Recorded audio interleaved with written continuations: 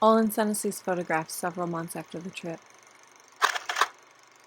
That's Jeff sitting on the right and Olivier on the left.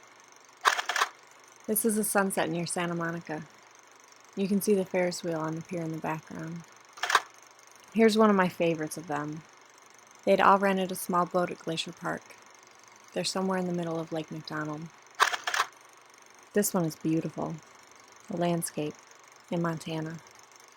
I hope we can find footage for the film that's as beautiful as this black and white.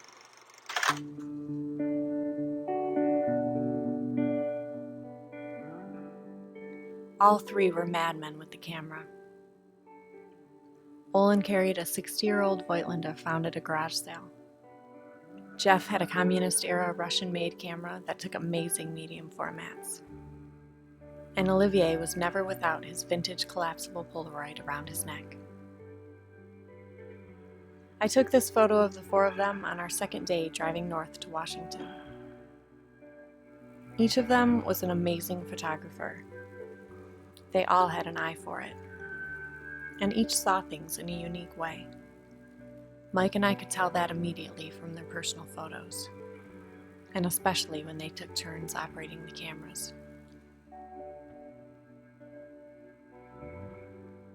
Jeff had a sweet tooth and a curiosity towards American candy, matched only by his romantic aspirations to find a beautiful American girl, waiting unknowingly behind the cash register of a one-pump gas station in the middle of nowhere.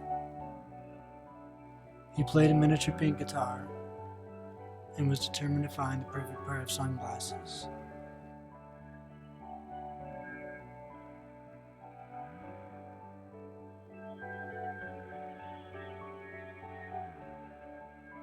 Olan seemed the parental figure, although he quite enjoyed referring to Amanda and I as Mom and Dad.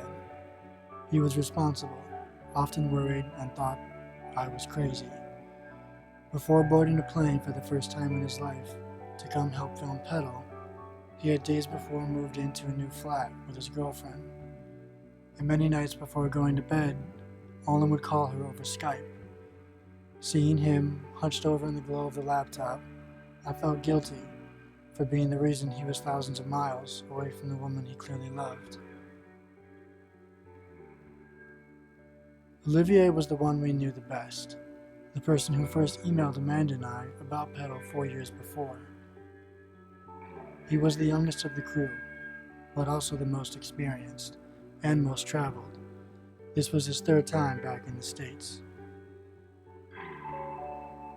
I would describe Olivier as focused and precise, confident in his talent, and rightfully so. I was extremely inspired and extremely intimidated by him.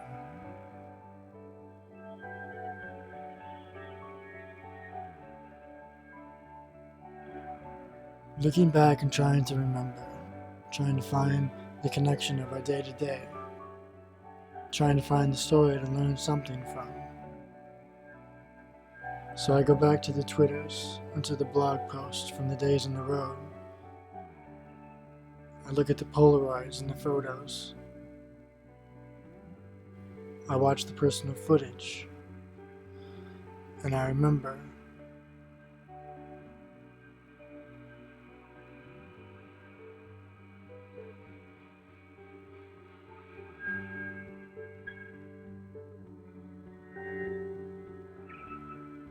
The morning Larry had to leave Jay behind started at Rainy River Campground in Marble Mount and ended in Winthrop after sunset. The day was spent winding our way through the Cascades National Park and over Washington Pass, surrounded by beautiful volcanic landscape, reaching up to the sky almost 11,000 feet. I think all of us expected the day to be different. Packing up the equipment into the van that morning was hard, knowing that Jay would be alone. Knowing that so much had changed so quickly. None of us expected to see that kind of drive and strength out of Larry so soon. But the loneliness seemed one more reason to push himself, and we were all highly impressed. fast. By the time we made it to Winthrop, it was dark and late. The only restaurant still open and serving food was 3 times our daily budget. But our only other option being peanut butter and jelly, after a very long day of filming, we decided to eat there anyway. For the first time, Larry joined us. Looking back on that night, the 6 of us, sweaty and red from our first full day under the sun, out of place in a room scattered with families in their Sunday best. It was the perfect ending to what felt like our second beginning.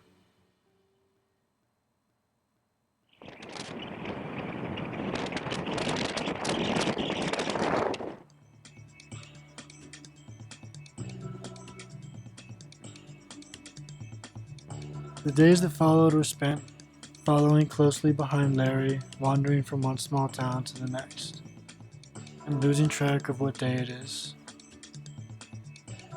The crew spends their first afternoon alone in the States, singing and taking photographs in the middle of Lake McDonald. Spending the night curled up inside our tents, writing blog posts over Evdo. Late nights around the campfire, Jeff singing to us in French while playing his little pink guitar. Listening to the lives of small-town people who've never left. People who wanted to see things, go places they'd only read about, make something to share with strangers. Waking up at 4 a.m. and driving 30 miles to catch a sunrise that never came thanks to insanely heavy fog. Skipping rocks. Stuffing ourselves to the point of near explosion at buffets in attempts to get our full money's worth. Cleaning up at local laundromats. Scouring thrift stores and antique shops for local t-shirts and vintage camera equipment. Sitting in the only restaurant at the base of Glacier Park for an entire day, waiting for the heavy rain to pass. Coming back to our campsite only to find our tents, sleeping bags, and clothing drowning in ankle-deep puddles. Taking pictures, filming, 16mm, more pictures, trying not to miss anything. Moving forward, making progress, labeling tapes, going over budget, unpacking the van and repacking the van, attempting to be as comfortable as humanly possible with 5 people in a minivan crammed full of camera equipment and camping gear. Getting kicked out of Target by a mob of overly anxious security guards. Backing the rear of our rental van into a tree, blowing out the left light, crumpling the door, destroying the bike rack, and pinching Mike's bike in half.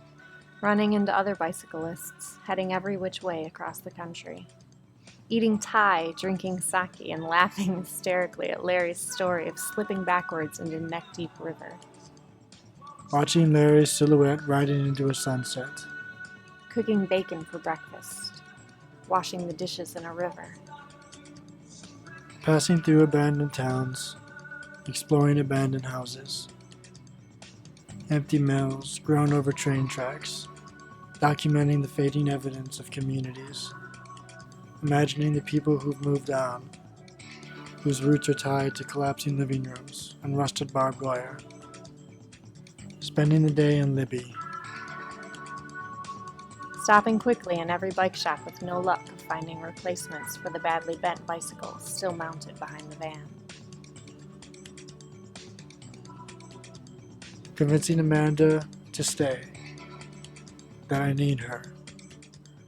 That I couldn't do this without her. Panicking that I was in over my head. And listening to the wind race through miles of knee-high grass and realizing that I would make it through this.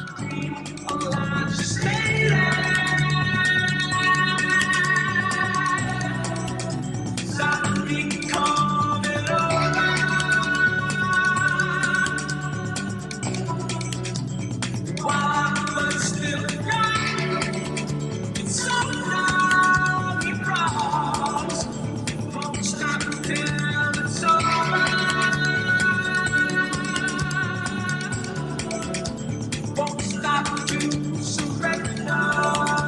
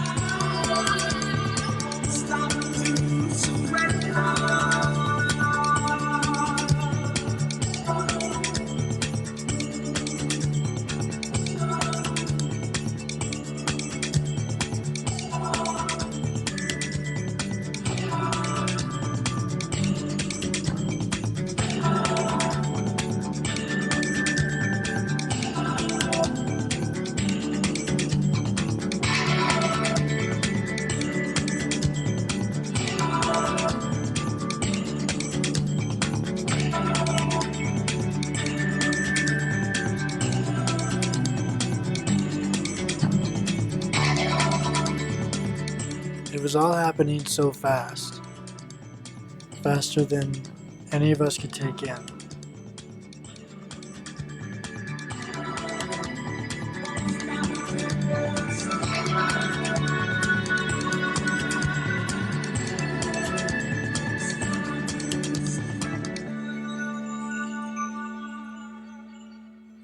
I never wanted it to end.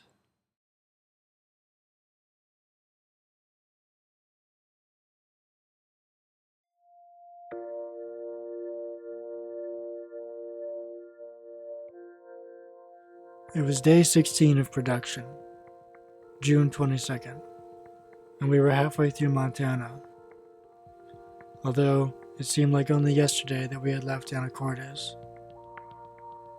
I thought back to the night before Larry and Jay left.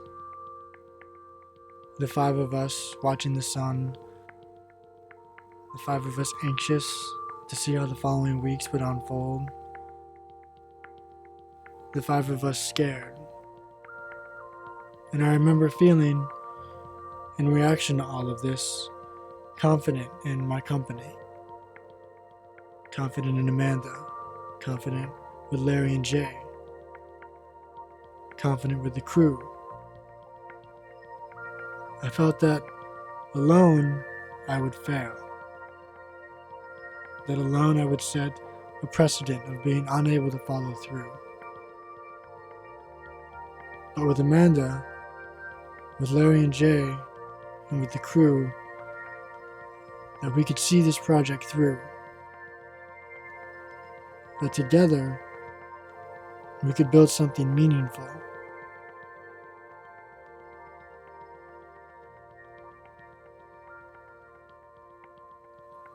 The contents of our van were spread across 2 picnic tables, and it was apparent we were off to a slow start. Larry was already 23 miles into his morning, riding alone on the shoulder of Highway 2. Amanda had just walked to the bathrooms to shower, and I was on my way back from brushing my teeth. Behind him, Larry could hear the hum of an approaching car, and knowing that it might possibly be us approaching with the cameras rolling, he makes an effort to stay focused on the road ahead.